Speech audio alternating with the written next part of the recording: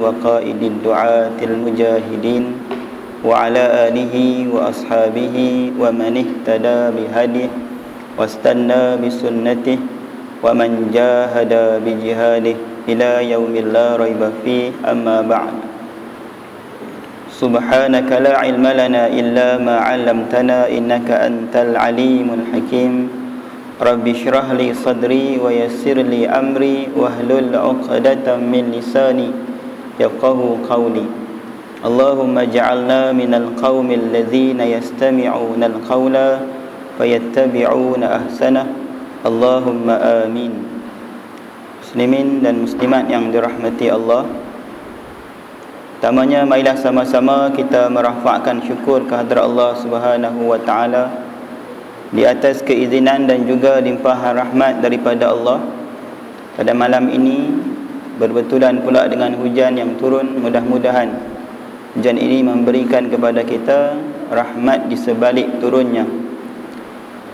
Walaupun keadaan bila hujan ni maklumlah, lebih baik di rumah daripada di surau atau di masjid.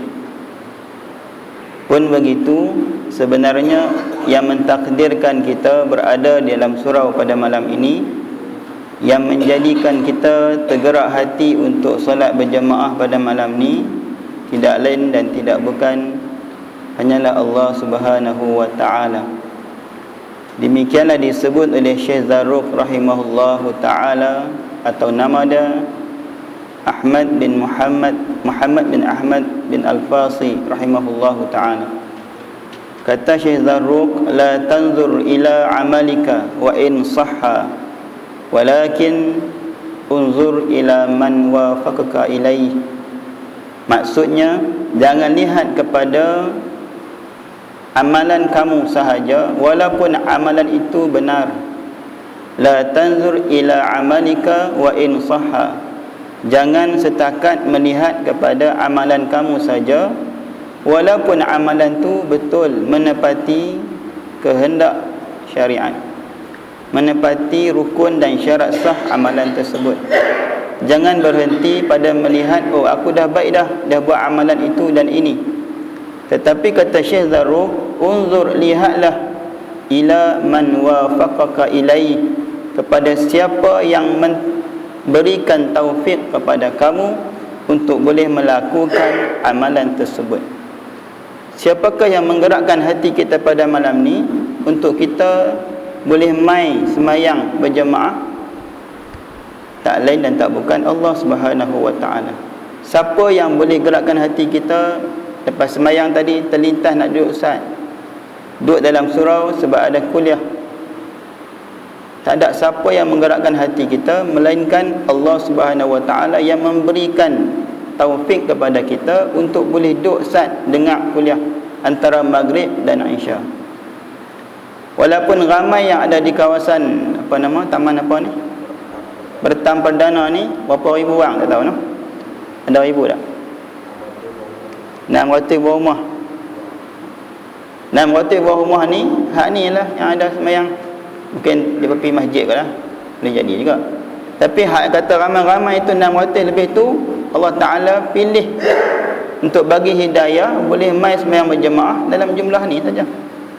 Maka syukur kita kembali kepada Allah yang memilih kita dalam sekian ramai manusia untuk diberi taufik dan hidayah untuk jadi orang yang baik dan melakukan kebaikan.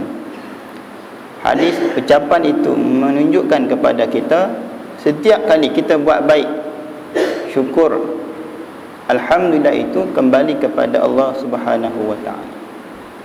Ini adalah bahasa ulama yang terlibat dalam bidang tazkiyatun nafs ataupun tasawuf.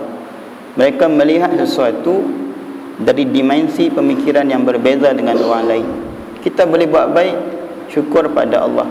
Boleh mengaji, syukur pada Allah. Boleh semayang, syukur pada Allah. Boleh bersedekah, syukur pada Allah. Kerana semua yang kita buat itu adalah lintasan gerakan takdir daripada Allah Jalla wa'ala.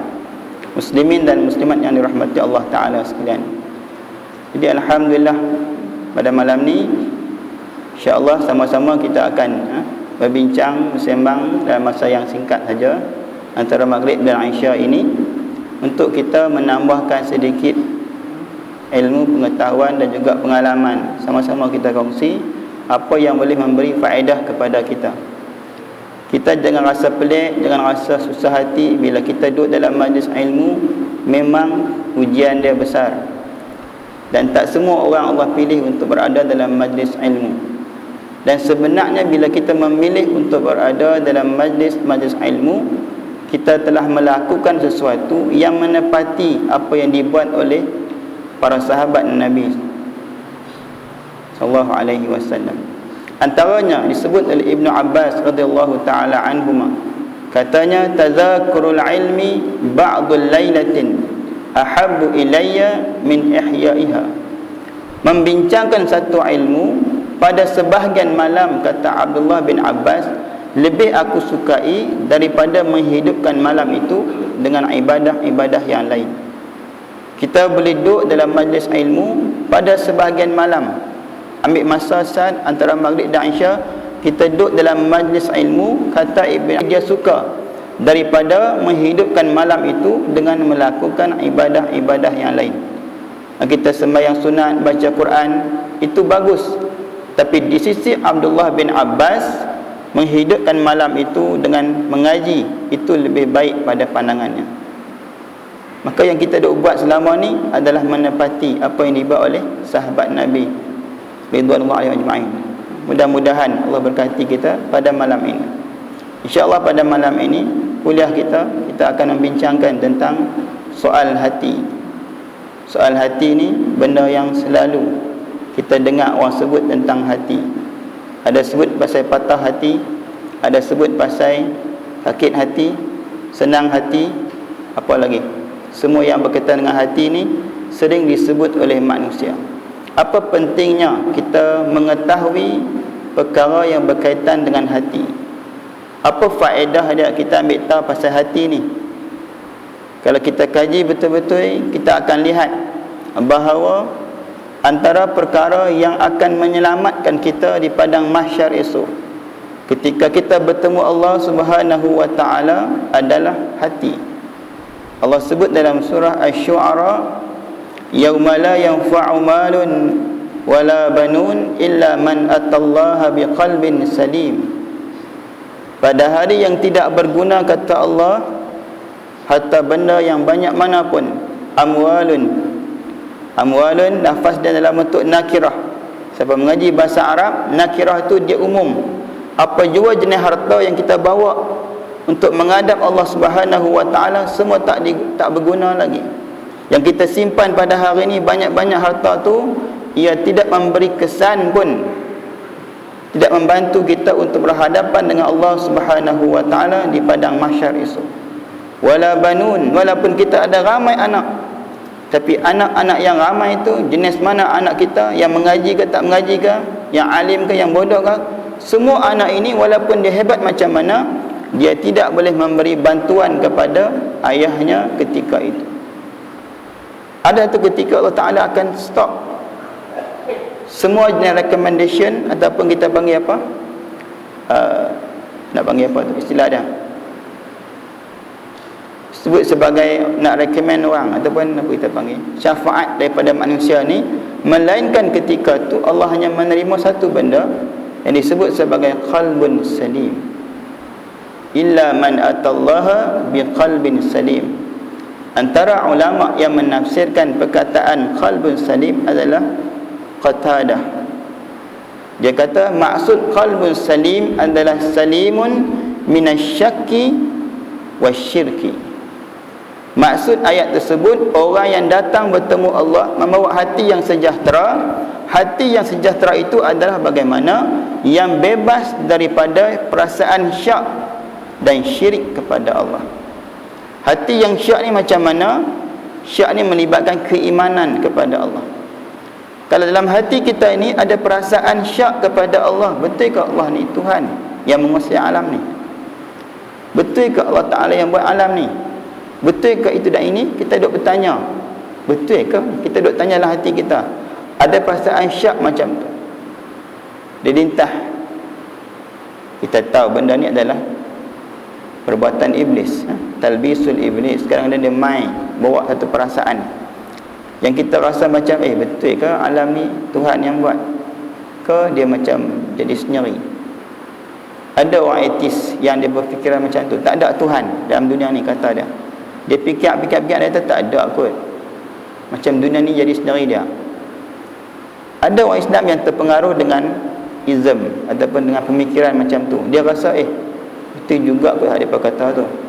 Kalau betul Tuhan yang mentadbir alam ni, pasti berlaku macam-macam. Sana gempa bumi, sini tsunami, dia dah fikir kot tu. Takkan Tuhan tak tahu kot di kalangan yang ramai-ramai kena tsunami itu ada orang yang semayang. Dia petikai. Dia mula fikir macam tu, dia akan rasa seolah-olah tidak ada Tuhan yang mentadbir alam ni, ataupun dia rasa syak dalam hati dia, dan syak itu membatalkan iman. Begitu juga orang syak dengan sesuatu yang Allah Ta'ala tetapkan berlaku kepada manusia, iaitu takdir. Dan juga ada orang syak pada sesuatu yang Allah Ta'ala jadikan sebagai syariat dalam agama. Ada orang tak percaya betulkah hak Tuhan buat ni boleh menyelesaikan masalah manusia. Misalnya undang-undang yang Allah Ta'ala sebut dalam Quran, qisas dan hudud. Ada orang tak percaya betulkah hudud ni ataupun qisas ni boleh menyelesaikan masalah masyarakat. Betulkah bila kita buat undang-undang ni orang akan berhenti buat maksiat? Kita duk fikir betulkah tu? Soalan betul itu merujuk kepada apa? Perasaan syak terhadap ketetapan dan perintah Allah Subhanahu wa taala. Benda ni nampak simple, nampak kecil, tapi sebenarnya boleh membawa kepada terbatalnya akidah kita. Yang kita duk ragu-ragu tu siapa yang buat kita ni? Yang jadikan semua benda ni Allah Ta'ala. Tapi kita rasa syak terhadap kekuasaan dia, kebijaksanaan dia, dan semua yang ada ditetapkan Allah Subhanahu wa taala. Maka benda ni menyebabkan berlakunya satu keadaan di mana hati yang syak ini dikatakan oleh para ulama membawa kepada terbatalnya akidah. Kalau kita tak mau buat, kita tak setuju nak buat benda tu, tapi kita tak syak, kita kata betul benda ni confirm boleh menyelesaikan masalah. Cuma tu, yang cuma tu dia banyaklah alasan dia. Mungkin masyarakat belum bersedia, mungkin kerana kita tak cukup persediaan, dia akan pergi macam-macam. Tapi soal dia, dalam hati dia ada tak perasaan syak terhadap undang-undang Allah Ta'ala? Kalau ada, itu satu benda yang sangat membawa malapetaka besar kepada orang tersebut. Yang kedua disebut syirik. Salimun minasyirki, mesti hati ni bebas daripada perbuatan syirik kepada Allah. Yang tu disebut oleh ulama sebagai syirik khafi, syirik yang tersembunyi. Kalau syirik jali ni berkaitan dengan ibadat, semua orang buat. Okay? Orang Islam tak mungkin akan sembah berhala. Dia tak akan buat syirik jali. Dia tak akan buat benda-benda yang jelas nampak membawa kepada kekufuran, kesyirikan. Tapi syirik khafi ini ramai orang akan melakukan. Apa itu syirik khafi? Syirik khafi adalah perasaan riak ketika melakukan sesuatu ibadah. Yang ni kita kena muhasabah. Hati yang selamat tadi itu, yang sejahtera itu, mestilah bebas daripada perbuatan syirik. Itu dalam hati kita bila beribadah, tolong jaga hati kita daripada ada terdetik ataupun berperasaan tujuan dia nak menunjuk pada orang ataupun buat kerana manusia dan sebagainya. Dalam semua perkara ibadah, jangan ada perasaan macam tu. Kerana perasaan macam tu membawa kepada syirik. Disebut oleh Fudail ibn Iyad, tarkul amal li ajli nas riya'un wal amalu li ajli nasi syirkun. Meninggalkan sesuatu amalan kerana manusia. Orang tengok kita main masjid, main surau, kita tak tadi main hari tu, dah start betul nak main dah, kawan tegur, nampak alim hang, dia kata ajar di masjid, patah balik. Yang tu dia kata riak. Meninggalkan amalan kerana orang, itu riak dia panggil. Dan beramal kerana manusia, itu syirik kepada Allah. Ini kata Fudail bin Iyad, menggambarkan beratnya syirik berlaku dalam kehidupan manusia. hati-hati dalam menjaga hati kita agar tidak terbabit dalam perkara yang dua ni. Pertama syak, yang kedua syirik. Itu kata Qatadah. Ada lagi yang lain menyebutkan maksud qalbun salim adalah qalbu mu'min. Itu kata Sa'id ibn Musayyib, hati orang beriman. Kerana tak mungkin hati orang yang tidak beriman disebut sebagai qalbun salim. Bahkan Allah menyebut hati orang tidak beriman sebagai hati yang sakit. Fi qulubihim maradun fazadahumullahu marada. Maka hati yang disebut dalam ayat tadi merujuk kepada hati yang beriman kepada Allah Subhanahu wa ta'ala. Katanya iman dengan segala sifat-sifat Allah dan segala perintah-perintahnya. Sifat Allah ni melibatkan zat Allah dan sifatnya, beriman dengan keberadaan Allah. Yang kedua, beriman dengan segala titah perintah Allah, terima sami'na wa ata'na. Yang ketiga, ulama yang membahaskan perkataan qalbun salim adalah salah seorangnya disebut Muhammad ibn Sirin. Apa kata dia? Kata Muhammad ibn Sirin, maksud qalbun salim adalah ayya'lama anna Allaha haqq. Hati yang sejahtera ini, dia mesti mengetahui Allah itu Tuhan yang benar. Benar dalam semua keadaan. Allah tu layak disembah, benar untuk disembah. Benar keberadaannya, benar kewujudannya, benar perintah-perintahnya, semua itu benar. Wa anna as-sa'ata qa'imatun, dan dia mengetahui bahawa kiamat itu pasti akan datang. Dan yang ketiga, wa annallaha yab'atsu man fil qubur. Dia mengetahui dan meyakini Allah Ta'ala sahaja yang akan membangkitkan manusia daripada kuburnya. Dia pergi pada tiga dimensi kalau kita tengok betul-betul. Pertama, dia beriman dengan Allah sebagai Tuhan yang benar dalam semua perkara. Baik perkataan Quran itu benar, ataupun Rasul itu benar, utusan Tuhan, ataupun semua perintah Tuhan itu benar. Yang kedua, dia beriman dengan hari kiamat. Dan kita pun tahu dalam hadis Nabi selalu sebut man kana yu'minu billah wal yaumil akhir. Banyak hadis Nabi mulakan man kana yu'minu billah wal yaumil akhir. Sebab apa jadi macam tu? Kenapa Nabi Muhammad memberikan dua benda dalam setiap hadis Nabi? Contoh Nabi sebut man kana yu'minu billah wal yaumil akhir falyukrim jarahu. Pasal apa Nabi guna man kana billah dan Nabi kaitkan dengan hari akhirat? Sebab orang zaman jahiliah dan sampai hari ini, manusia ni walaupun dia mengaku beriman kepada Allah, dia lupa bahawa dia akan ada satu lagi alam akhirat. Sebab tu disebut hati yang akan selamat oleh segala pancaroba dan fitnah ni adalah hati yang banyak mengingati kematian, dan kematian itu membawa kepada alam akhirat. Maksud dia apa? Orang yang beriman, cara nak menjaga hatinya berdasarkan hadis ini, dia mesti pertama ingat Allah, yang kedua dia ingat bahawa dia akan menghadapi satu lagi alam, itu alam akhirat. Siapa-siapa yang dia betul-betul, memang dia, kita hari ni kalau kita tengok kita lah, hari ni kita ni mungkin kita ingat Tuhan, kita sembahyang puasa kerana Allah Ta'ala, betul, tapi pasal apa buat maksiat? Pasal apa orang ramai buat maksiat? Pasal apa? Persoalan ni kadang-kadang kita jawab mudah saja. Pasal orang tu tak ingat nak mati. Betul tak?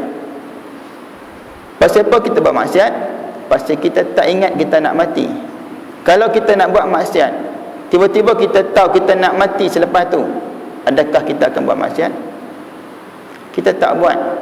Orang yang nak mati, doktor kata ni encik ni lagi 5 hari, 5 bulan, kata ikut kajian jangkaan kita ni, penyakit ni lagi 5 bulan ataupun 3 bulan pakai boleh ucat bye-bye lah kata. Dia kata 3 bulan saja panggil nama. Agak-agak orang yang dah tahu dah kata dia nak mati ni, dia akan buat tak benda-benda maksiat? Biasa kita tengok orang yang dia tahu dia nak mati ni, dia tak akan buat maksiat seperti mana orang yang dia tak tahu bila nak mati ataupun tak sedar bila nak mati. Kebiasaannya orang yang tahu nak mati bila, dia akan mula cari masjid dan surau, mai duduk sembahyang, dengar kuliah. Bukan malam ni lah, orang lain. Tapi nak abang kata apa, ada orang macam tu, masa dia sakit-sakit dulu, masa dia sihat dulu, dia tak mai surau masjid. Bila dia tua dah rasa umur dia mungkin dah tak apa lama nak mati, time tu dia mai masjid. Pasal apa? Dia rasa dia nak mati. Ataupun orang tu dia sihat, tiba-tiba jatuh sakit, doktor kata penyakit kanser, lagi 3 bulan nak mati, dia akan mula cari tempat-tempat ibadat, sembahyang dan sebagainya. Sebab apa dia buat baik dan tinggal maksiat? Kerana dia tahu dia akan mati. Sebab tu Nabi sebut apa dalam hadis dia? Nabi kaitkan orang yang beriman kepada Allah dan hari akhirat, menunjukkan orang yang ingat dia punya akhirat, mindset dia panggil. Orang yang dalam fikiran dia ingat akhirat, dia takkan buat benda maksiat. Kita pun sama. Dalam banyak hal, kalau kita sedang kita nak mati, kita takkan buat benda maksiat. Kalau malam ni lah kata malaikat main bagi tahu kita, kalau tak edil lah, dia kata ada lagi tempoh lagi sampai pagi esok saja. Agak-agak malam ni tidur nak, malam ni pakai tak tidur dah, tidak mayang baca Quran, minta ampun semua, malam ni dah segala-galanya dia takkan tidur. Pasal apa? Dia nak mati, dia tahu. Cuma masalah dia, malaikat tak pernah bagi tahu kita nak mati bila. Ada orang baca hadis malaikat akan mai ziarah 70 kali. Yang tu tak betul, tak ada hadis tu. Hadis tu hadis disebut oleh Ibnu Jauzi sebagai hadis maudhu', yang malaikat mai ziarah 7 kali sehari, tak betul. Tapi yang betul dia, malaikat memang akan menjalankan tugasnya bila sampai masa dia, dan tidak dibagi tahu bila kita nak mati. Yang kita pasti sampai masa dia kita mati. Sebab yang paling penting bukan macam mana bila kita nak mati tu, yang paling penting adalah bagaimana kita mati. Nabi sebut yub'asu kullu ahadin ala ma mata alai, akan dibangkitkan setiap manusia di atas bagaimana kematian dia. Kalau kita mati dengan cara yang baik, orang yang beribadah kepada Allah, dalam suasana orang yang ingin menghampirkan diri kepada Allah, kita jadi orang yang selamat di padang mahsyar, kita dibangkitkan dalam keadaan macam tu. Tapi kalau kita mati dalam keadaan derhaka kepada Allah, na'udzubillah, demikianlah kita akan dibangkitkan di padang mahsyar membawa dosa-dosa kita. Bahkan ada ulama kata maksud hadis tu apa? Orang tu bangkit dalam keadaan dia memikul dosa terakhir yang dia tengah buat tu. Dia duduk terbayang-bayang lagi dosa yang dia buat tu. Apa keadaan kita bila kita bangun daripada kubur kita, ataupun kita tersedak dalam, jadi ketika dibangkitkan semula, kita terbayang aku duk buat benda maksiat tadi.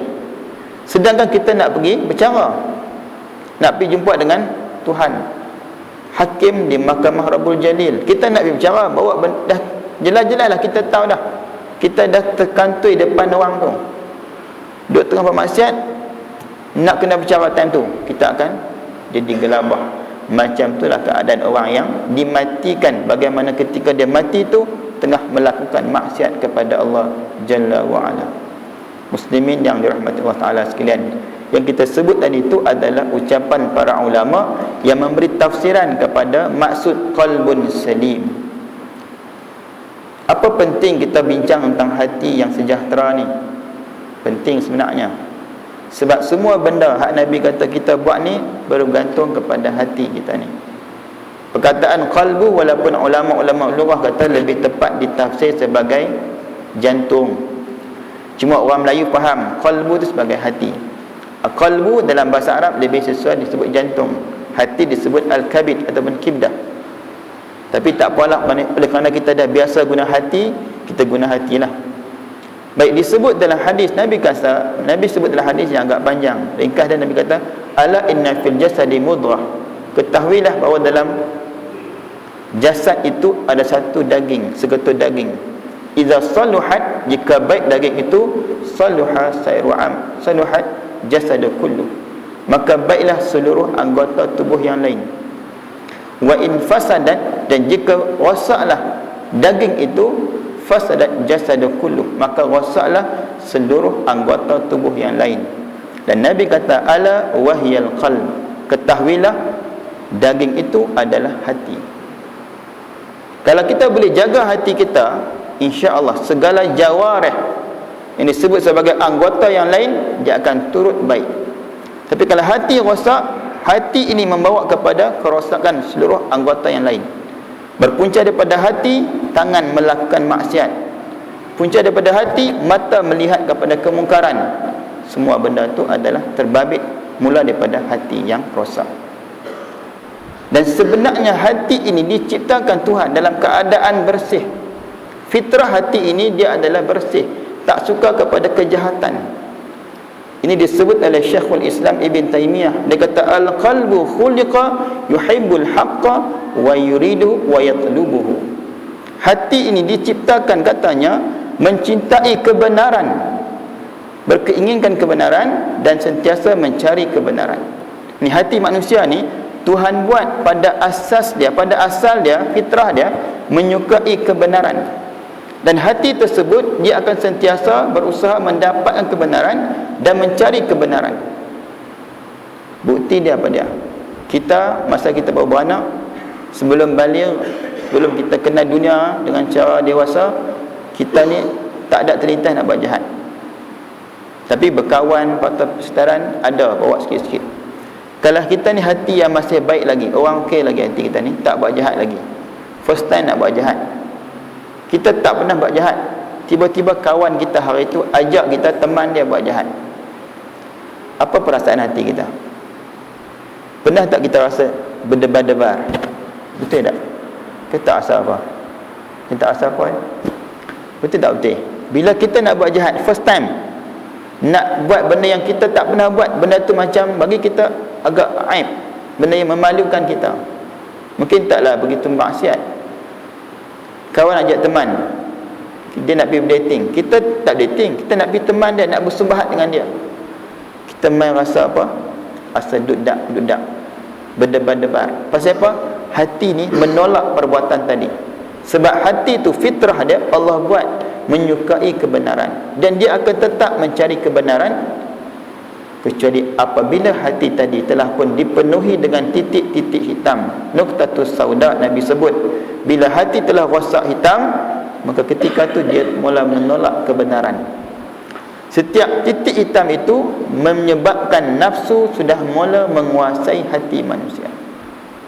Disebut dalam kata-kata yang lain yang tu, Abdullah bin Mas'ud ada sebut benda tu, tentang bila hati dah hitam, yang menjadi ketua ataupun pengawal kepada hati bukan lagi kita sendiri, bukan fikiran kita, bukan iman kita, tapi nafsu yang menguasai hati kita. Satu hari Abdullah bin Mas'ud radhiyallahu taala anhu duduk dengan sahabat-sahabat dia, dia kata, antum fi zamanin yaqudul haqqa al-hawa. Kata Abdullah bin Mas'ud, kamu semua ni berada di zaman di mana kebenaran menguasai nafsu. Wa sayati zamanun, akan datang satu zaman yaqudul hawa al-haqqa, nafsu akan menguasai kebenaran. Kata ulama yang syarah ucapan tersebut, dia kata maksud dia apa? Bila manusia ni sudah pun dena diulit nafsu, nafsu dah menguasai hati manusia, kita tengok kebenaran, kita tak nampak. Yang kita nampak, benda tu salah, dan kita menafsirkan benda yang salah itu sebagai benar. Ketika tu bila Quran datang, orang baca Quran pada kita, kita tak nampak Quran tu sebagai penyelesai kepada masalah, kita nampak yang lain. Kerana piawaian kita, indikator yang kita gunakan bukan lagi agama, bukan lagi kebenaran, kita menggunakan indikator piawai kita adalah nafsu kita. Nafsu kata A, dia kata B. Ketika tu hati kita telah pun betul-betul, dia kata, dikuasai dengan nafsu, oleh nafsu. Sebab last sekali membawa kepada matinya hati. Bila dah tuanya, hati dah mati dah. Bila hati mati, manusia hidup atas dunia ni seperti mayat, ataupun dia panggil apa? Bangkai bernyawa. Ini disebut oleh Ibnu Atha'illah. Siapa kenal sini? Ibnu Atha'illah. Kenal tak kenal ya? Nama dia Tajuddin Ahmad bin Muhammad bin Abdul Karim bin Atha'illah Al-Iskandari, Abu Bakar As-Sakandari, ulama besar yang mengarang kitab Al-Hikam. Kitab Al-Hikam ni famous. Orang yang mengaji agama, dia mungkin pernah mengaji kitab Al-Hikam. Dan hari ni orang mengajak di masjid-masjid kitab Al-Hikam tu. Kitab membincangkan tentang pembersihan jiwa. Antara yang disebut dalam kitab Al-Hikam oleh Ibnu Athaillah, katanya, dia kata, min alamati mautil qalbi, di antara tanda matinya hati, adamul khuzni ala ma fataka minal muwafiqat. Kamu tidak merasa sedih di atas kegagalan kamu melakukan sesuatu perkara yang diwajibkan ataupun perkara kebaikan. Adamul khuzni ala ma fataka minal muwafiqat. Nak tahu hati kita mati ke tak mati lagi, tengok kalau hati kita ni tak rasa sedih bila kita tak boleh buat benda-benda baik. Orang lain pergi sembahyang berjamaah, kita duduk di rumah kita, duduk basuh kereta ni. Orang lalu duduk berciuman, kita pun duduk babai gitu dia ya. Oh, pergi angkat tangan gitu ya. Kita tak rasa sedih, tak rasa orang tak apa sedih ataupun tak rasa bersalah atas kegagalan kita itu melakukan perbuatan yang diwajibkan ataupun perkara yang baik. Kita tak boleh buat benda baik, kita tak rasa apa-apa. Orang sedekah, kita tengok saja, kita tak terlintas nak bagi sedekah sama. Bahkan kita pula kata kat dia, dia tu menunjuk-nunjuk tu. Kita tak rasa. Orang sembahyang berjamaah, kita pun tak sembahyang di rumah kita, kita tengok TV, tengok berita, kita tak rasa apa-apa. Orang lain duk buat berlumba-lumba buat kebaikan, kita tak rasa nak jealous apa, tak rasa bersalah apa, tak ada rasa apa. Rasa relax saja. Itu tanda hati kita dah mati dah. Satu ciri hati mati. Adamul khuzni ala ma fataka minal muwafiqat. Kamu tak rasa sedih di atas kegagalan kamu melakukan perkara yang diwajibkan ataupun perkara kebaikan. Orang lain duk sibuk-sibuk baca Quran, kita tak rasa sedih nak baca Quran. Ada tak itu? Ada. Bulan puasa nanti ada orang yang dia mungkin balik semula kaji Quran baliklah. Ngaji Quran. Ada orang dia tak rasa nak baca Quran walaupun bulan puasa. Orang lain dah habis abang ada saya semalam dah masuk juzuk ke 8 ke 10, dia duk tak baca apa lagi, tak rasa apa walaupun bulan Ramadan.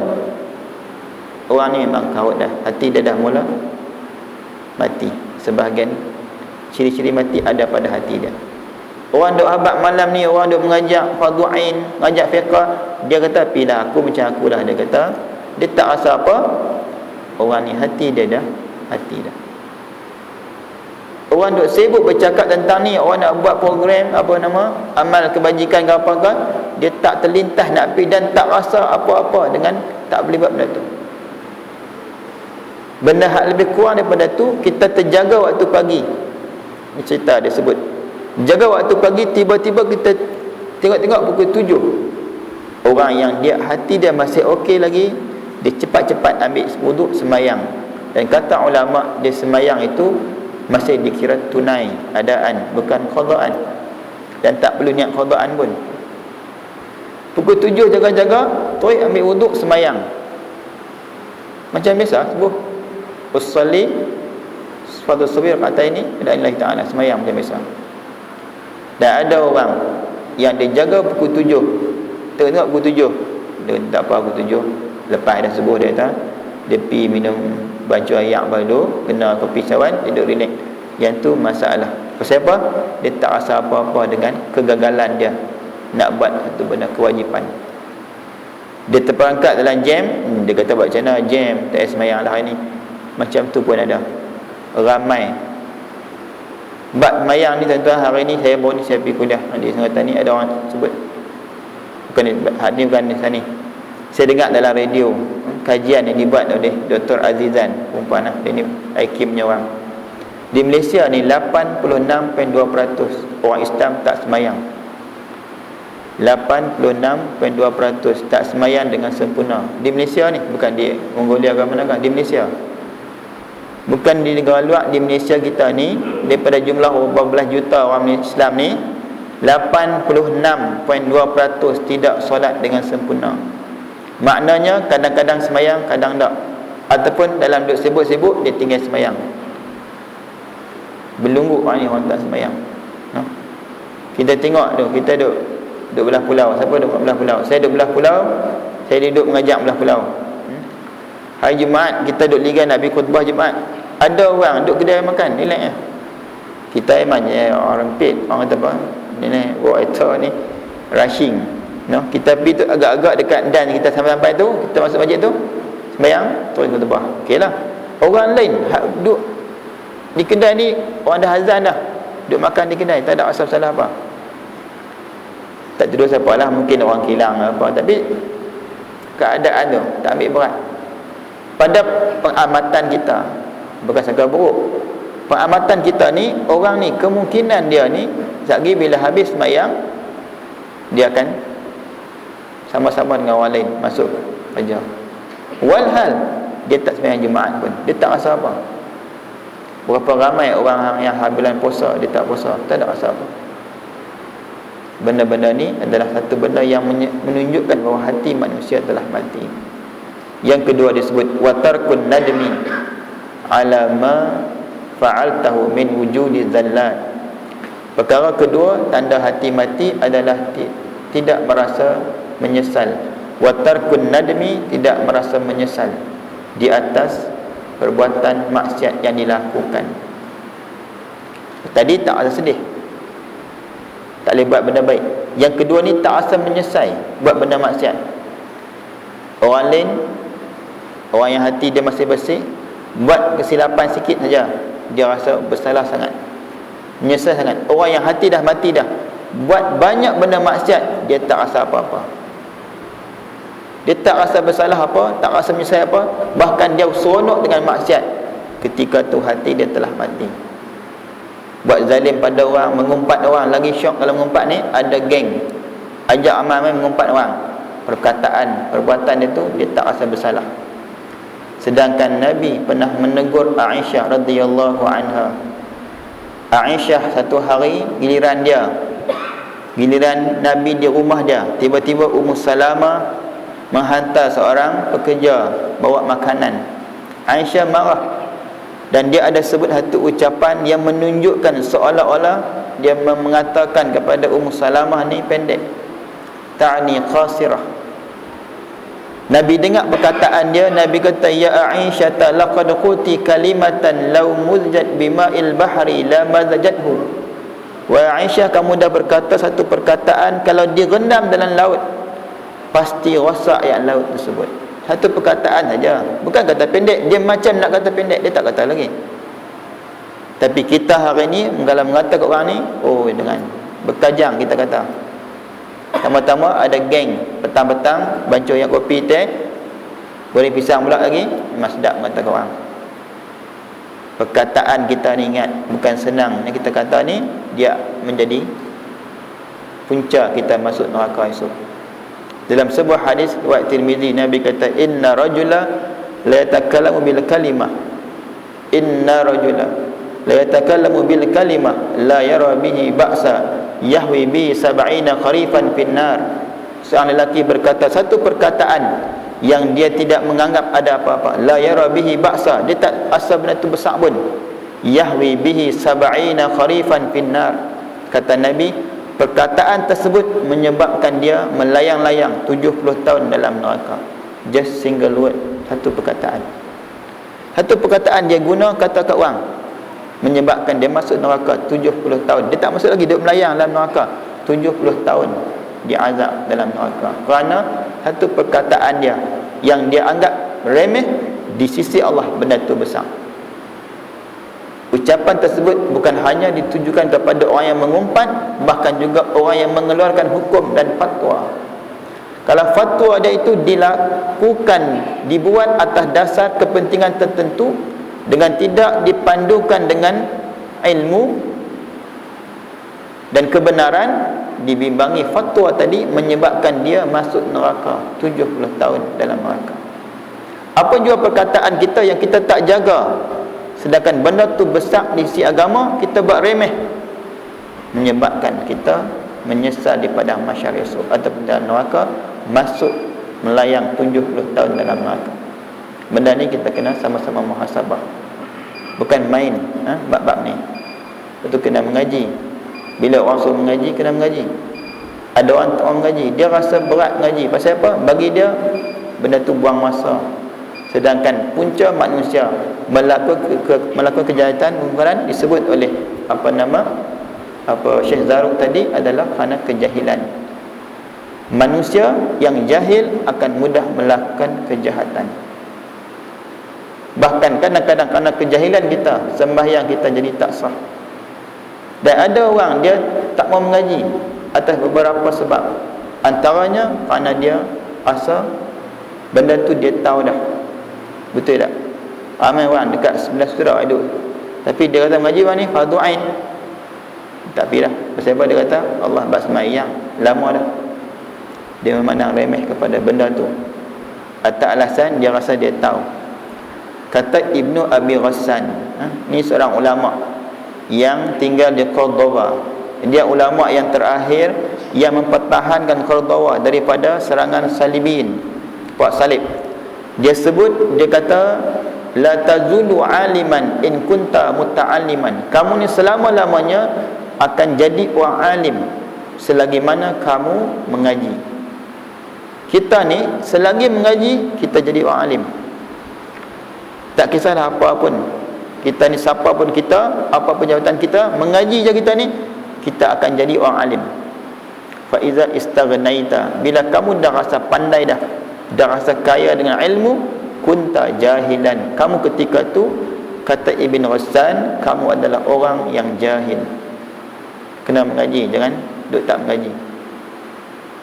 Paling kurang kita jadikan setiap minggu tu adalah satu hari kita ambil untuk mengaji. Paling kurang kita faham kerana kita sibuk kerja, jalan seminggu sekali kita mengaji, agar kita dapat menguasai betul-betul ilmu dan digunakan untuk beramal dengan ilmu kita. Sayyidina Ali sebut apa? Dia kata la khaira fil ibadah la ilma fiha. Tidak ada kebaikan dalam ibadah bagi orang yang tidak ada ilmu tentangnya. Berapa ramai orang sembahyang dan puasa, zakat dan sebagainya, tapi tak ada ilmu. Ibadah dia tidak ada kebaikan. La ilma fil ibadah la khaira fil ibadah la ilma fiha. Tidak ada kebaikan pada ibadah kamu. Buatlah banyak mana pun ibadat, tapi kalau ibadat tu tidak menepati rukun dan syarat dia, tidak sah ibadah. Sembahyanglah banyak mana pun, tapi sembahyang yang tidak menepati kehendak yang sepatutnya, dia akan jadi sia-sia. Kita kadang-kadang kita duduk pergi musafir, sehingga dekat RNR, pasan tak pasan, kita tengok orang sembahyang. Saya kadang-kadang selepas sembahyang saya tengok Ustaz, saya berhenti ke RNR sembahyang dulu, lepas tu saya duduk rehat tengok cara orang sembahyang, saja nak tengok. Kadang-kadang hak sembahyang tu macam-macam style ada. Dia masuk rakaat ketiga, dia salam sama dengan imam pun ada. Dia masuk rakaat yang kedua, salam sama imam pun ada. Bahkan ada yang mengejar dalam sembahyang tu, dia ligan sampai dapat dekat dia rakaat tu, dan dia bagi salam sama dengan imam. Dia tak hati nak masbuk. Ada yang sembahyang seorang, pasal apa? Saya tak hati nak masbuk. Ada yang mai daripada jauh lagi, dia dah tepuk kawan dia dah. Daripada jauh tu pergi tepuk kawan dia dah. Sedangkan yang sebaiknya apa? Dia takbir saja. Pak, dia bagi belakang tu, terkejut kawan tu. Kalau datang, tak tahu. Sepatutnya apa? Yang betul dia apa? Orang yang berilmu, dia takbir dan menguatkan takbirnya Allahu Akbar, memadai dah perbuatan tersebut. Hak sembahyang pakaian pula tak kena pun ada. Sembahyang seluar dia pakai singkat saja, baju t-shirt singkat. Bila dia rokok dan sujud, nampak bahagian aurat dia. Berapa ramai buat macam tu? Pasal apa? Tidak ada ilmu. La ilma fiha. Tak ada ilmu. Dan disebut wala khaira fil ilmi la fahma fihi. Tidak ada kebaikan pada kita mengaji ni kalau tidak ada kefahaman. Mengajilah banyak mana pun, ada PhD, orang bagi gelaran syekh kat kita depan tu, tapi tak ada kefahaman, tidak berguna dengan mengaji banyak tu. Cuma kefahaman ni kata ulama, dia adalah anugerah Allah Ta'ala pada orang tu. Nabi sebut man mayurillah bi khairin yufaqih fid din. Dia sebut may yuridillahu bihi khairan yufaqihu fid din. Siapa yang Allah nak bagi kebaikan dalam agama, Allah bagi faham tentang agama. May yuridillahu bihi khairan, siapa yang Allah nak bagi kebaikan pada dia, yufaqihu fid din. Nabi sebut yufaqih, Nabi tak kata yu'allim. Nabi kata Allah akan bagi faham tentang agama. Bukan semua orang mengaji dan faham. Ada orang mengaji berpuluh tahun tapi tak faham-faham. Paling kurang kata ulama ada 5 tanda orang faham. Pertama, dia beramal dengan ilmu dia. Yang kedua, dia ada thiqah dengan ilmu dia, amanah dengan ilmu dia. Yang ketiga, Imam Malik sebut mesti ada ayyakuna waqarun. Orang tu mesti tawaduk. Tawaduk bila mengaji lagi pandai, lagi tawaduk, bukan nak tunjuk kat orang. Kalau mengaji nak tunjuk kat orang, jadi masuk pula dalam kategori yang Allah Ta'ala laknat dia, murka dia. Yang keempat, orang tu mesti ada sakinah, cool and steady, tenang, dia tak gelabah, tak cepat menghukum, dan tak cepat terbabit dengan perkara-perkara yang merugikan, perkara-perkara khilafiyah, perkara-perkara ijtihad di kalangan ulama. Dia steady, dia tenang, dia tak cepat terbabit sama. Dia tak mai, dia tak kata oh, puak ni sesat, mai pula puak ni sesat, dia bergaduh sama dia. Orang yang kata Imam Malik, orang yang ilmu dia dah faham, dia akan tenang sahaja. Dia tak terlibat, terbabit dengan orang yang kafir mengkafirkan dan sesat menyesatkan. Dia ada waqar, dia ada sakinah. Sakinah ni apa? Dia steady. Al-mu'min waqafun hatta yatabayyan. Orang beriman tu apa? Dia mesti menyelidik dulu satu berita sebelum dia nak bagi keputusan dia. Dan dia tak cepat menghukum orang. Orang ni sesat, orang ni sesat, dia tak kata. Dia ambil jalan tengah, mengelakkan diri daripada terbabit dengan perkara-perkara yang merugikan. Yang kelima, dia mesti ada apa? Khasyah, takut pada Allah, baru dia faham. Orang yang berilmu mesti takut pada Allah, baru dia akan berfatwa dengan fatwa yang benar. Kalau dia nak cakap pun, dia akan refer kepada kehendak Allah, dan dia tidak akan menjual agamanya kerana manusia. Ni dia panggil khasyatullah. Sebab tu ketika mana Muawiyah bin Abi Sufyan, saya berhenti kat sini, okay? Kata Muawiyah kepada Aisyah, dia menulis surat ketika mana dia menghadapi kecamuk masyarakat ketika tu. Orang tak mau terima sebahagian daripada kerajaan, sebahagian daripada umat Islam zaman tu di Mekah tidak membai'ah Muawiyah bin Abi Sufyan, iaitu Abdullah bin Zubair. Maka dia tulis surat kepada Aisyah, minta pendapat, pandangan. Aisyah menjawab tulisan dia dengan menulis sebuah hadis. Hadis ni diguna untuk semua orang. Kita hari ni nak selamat, ikut hadis ni. Kata Aisyah, kata Aisyah, Nabi bersabda, man iltamasa ridhan nas, man iltamasa ridallah bi sakhatin nas, kafahu Allah min mu'natin nas. Sesiapa yang mencari redha Allah walaupun dengan mengundang kemarahan manusia, Allah akan mencukupkan baginya daripada berhajat dengan manusia. Wa man iltamasa ridhan nasi bi sakhatillah wakalahu ila nas, atau kama qala. Kata Aisyah, kata Nabi, siapa-siapa yang mencari redha manusia dengan mengundang murka Allah, Allah akan membiarkannya berhajat dengan manusia. Ucapan ni, hadis ni merujuk kepada orang Islam yang dia tidak mudah buat keputusan jika keputusan tersebut menyalahi perintah Allah. Dia tengok apa yang dia buat tu betul tak betul, kena tak dengan kehendak Allah. Kalau Allah kata, kalau dia buat tu betul, menepati kehendak agama, dia akan buat. Bukan kerana mengharapkan kehendak manusia ataupun nafsu manusia ataupun keinginan manusia. Kerana kalau kita nak memenuhi keinginan manusia, selama-lamanya kita takkan boleh penuhi keinginan manusia tadi. Maka sebab itulah kata Nabi dalam hadis ni, siapa yang dia sanggup mengundang murka Allah dengan mencari redha manusia, Allah akan biar dia dan tak hanglah jadi apa pun. Ketika tu apa guna hidup atas dunia ni? Kerana kita ketika tu telah pun tidak dipedulikan Allah Subhanahu wa taala. Tak ada guna hidup atas dunia ni. Allah biar kita buat maksiat, menunggu saat kita dicabut nyawa. Dan lebih malang lagi ketika dicabut nyawa kita dalam keadaan buat maksiat, dan begitulah kita akan dibangkitkan di padang mahsyar dalam keadaan kita sedang melakukan maksiat kepada Allah. Ini bahayanya, dan semua itu balik semula kepada apa? Bagaimana kita menjaga hati kita. Dan Nabi sebut at-taqwa hahuna, taqwa itu ada di sini. Maka hati kita yang masih selamat sejahtera mestilah disirami, dibajai dengan takwa kepada Allah. Dan takwa inilah yang akan menjadi bekal yang paling baik untuk kita bawa menghadap Allah Subhanahu wa taala. Nak dapat takwa dalam hati, kita baca dalam surah apa? Surah Wasyam. Qad aflaha man zakkaha wa qad khaba man dassaha. Allah kata apa? Telah berjayalah orang-orang yang menyucikan hatinya, dan rugilah orang-orang yang mengotorinya. Qad aflaha man zakkaha, telah berjayalah orang-orang yang menyucikan hatinya, wa qad khaba man dassaha, dan rugilah orang-orang yang mengotorinya. Maknanya apa?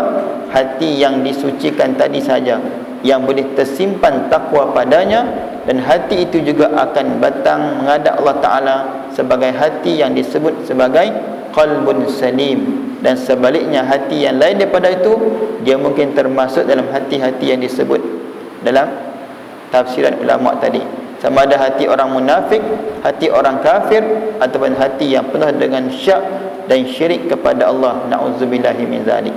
Mudah-mudahan kongsian kita pada malam ni ada kebaikan untuk kita bersama.